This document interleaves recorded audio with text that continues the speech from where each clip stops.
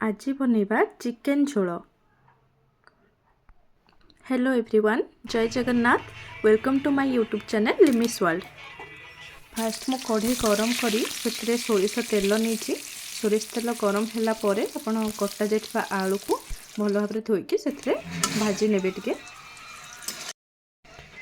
मुझे पेस्ट बनवाई रसुण अदा काटी नहीं सेटा हूँ ग्राइंडिंग करी कंचा लंका तादेह ऐड करके आउे गोटा मसला सुखिला जोटा कि चिकेन बनवाई तेजपत्र गोलमरीच गुजराती जीरा आ पियाज एति मु काटी नहीं जोटा कि सुखिला मसला ऐड करी। तरकारी पाई एबे तेल गरम हो जाइए से ऐड करनी आपंकर जो गोटा मसला अच्छी सुखिला तेजपत्र गोलमरीच जहाँ भी आप रखी से गुड़ाक ऐड करें। एबे से पियाज टिके भल भाव भाजी नबा। पियाज भाजी हो सारा पर तार कलर जिते आसीज तापर आम ऐड करवा टिके काश्मीरी चिली पाउडर जोटा कि भल कलर आसापी काश्मीरी चिली पाउडर ऐड करा जाए। तापर बटा मसला आम ऐड करवा जोटा कि अदा रसुण पेस्ट। तापर देवा स्वाद अनुसार हलदी गुंड। तापर स्वाद अनुसार लुण मुझे गोटे चामच पूरा फुल लुण नहीं। तापर लंका गुंड ऐड करेंगे आउ सुखिला पाउडर जोटा कि आमर धनिया गुंड आउ जीरा गुंड। तापर आपको भल भाव मिक्स कर नवा आ मसला को कषापी टे छाड़दबा।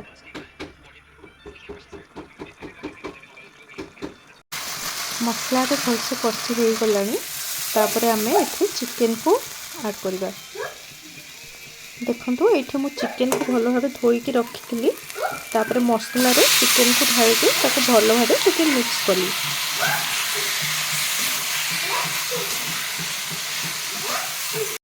यापर आम टे चिकेन मसला से ऐड करवा।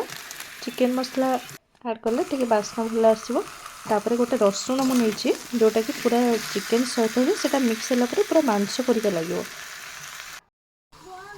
तापर गैस फ्लेम को मीडियम करके किसी समय घोड़े नेला चिकेन टिके कषि हो गला 10-15 मिनट पर चिकेन कषि होला आलू जो भाजिक आप रखिथे से आलूटा ऐड करेंगे।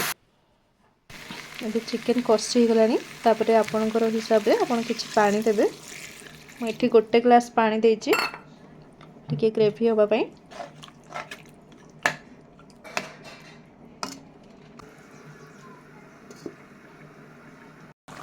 देखु ये चिकेन भी भल भाव फुटी गला धनिया पत्र ऐड करनेली।